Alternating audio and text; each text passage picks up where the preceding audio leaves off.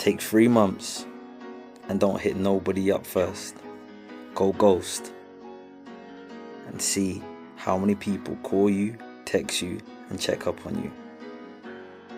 Then you're gonna really know who's down for you. You see, someone out there right now is mad at you because you chose peace over drama, because you chose distance over disrespect, and you chose self-love over self-destruction. It's okay. Let them leave. They have every right to choose the experiences they want in life. They have every right to stop choosing me. But I don't have the right to stop choosing me. I have to be there for myself always.